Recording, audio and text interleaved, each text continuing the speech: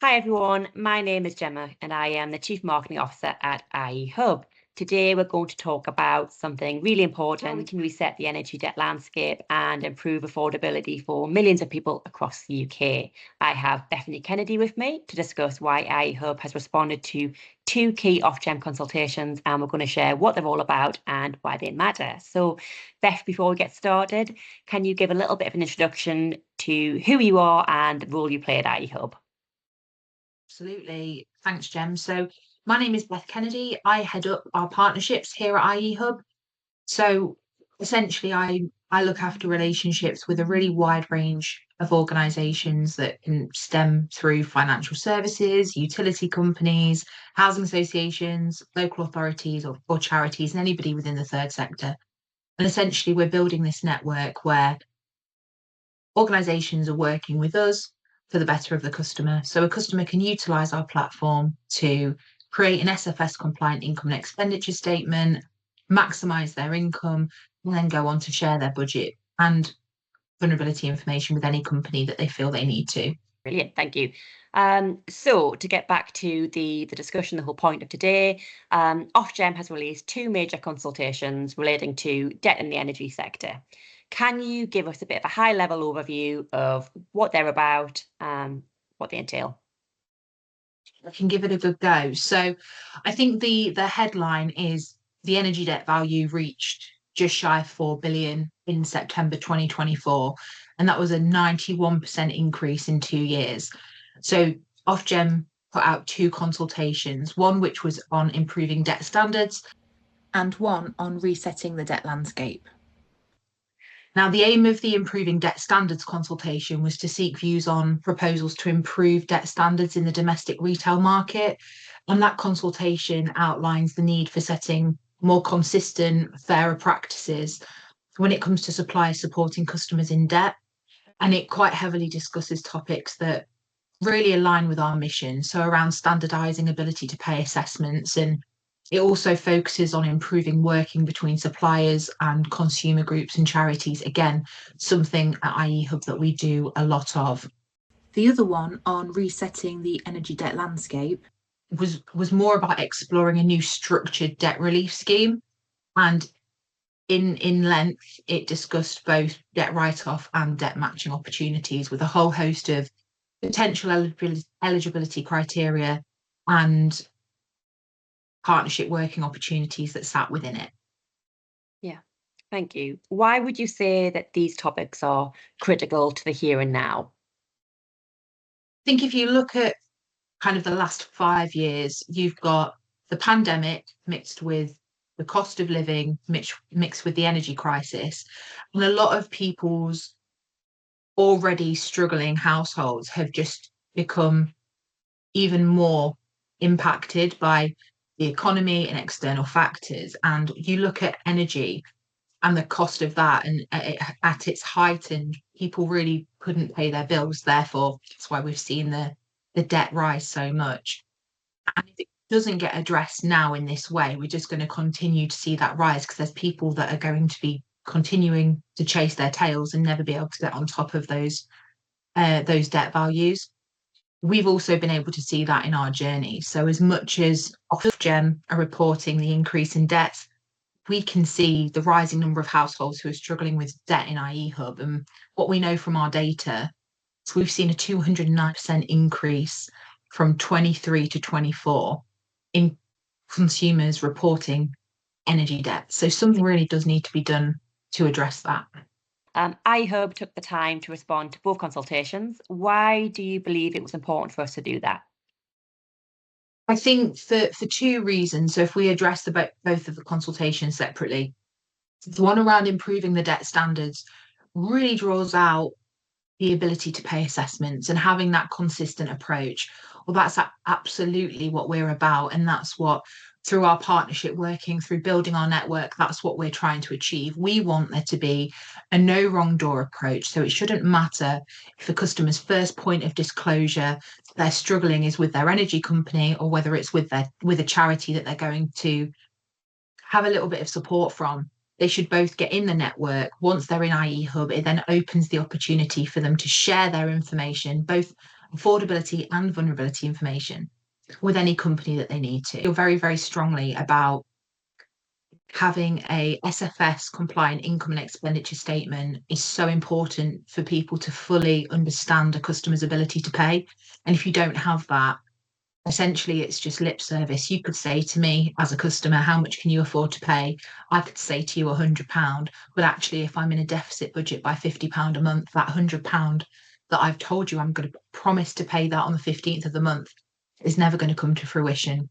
So really understanding that customer's ability to pay is really, really important. And we very much advocate for that standardised ability to pay assessments. You've then got, as I've already mentioned, our data is showing us the increased need from our customers. We're seeing it reported in the news. We know people are struggling and the debt value is just rising and rising. It was really important that we can share what we have seen from our customers. We work in partnership with several energy suppliers. We can pull data from there to share what's happening in that landscape. What's the impact of this debt? Are people able to repay it? What are the barriers to engaging? All of that as kind of as thought leaders, as people who have this tried and tested formula, we've been able to input on what we think is the right thing to do when it comes to addressing that existing debt and helping people to get out of it. Thank you. And we are very transparent in terms of what we put out there. So we've uploaded our responses onto the iHub website. For anyone who doesn't have time to read our full response, is there any key recommendations or takeaways that you can share that we've kind of proposed on the back of the consultation? I'd say there's probably three main ones that we'd want people to know that we're pushing off the back of the consultations. The first one of which is very much around that standardised affordability assessment. So we wholeheartedly support the use of the standard financial statement to ensure consistency across all suppliers in the sector.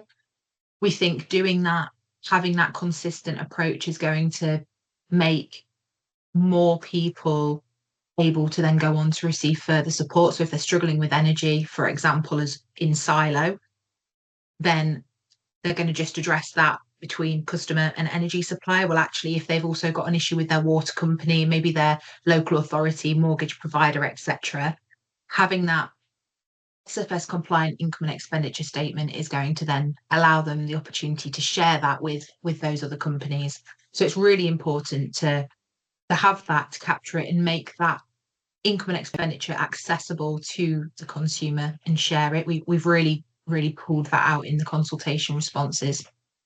The second is around better consumer engagement and support.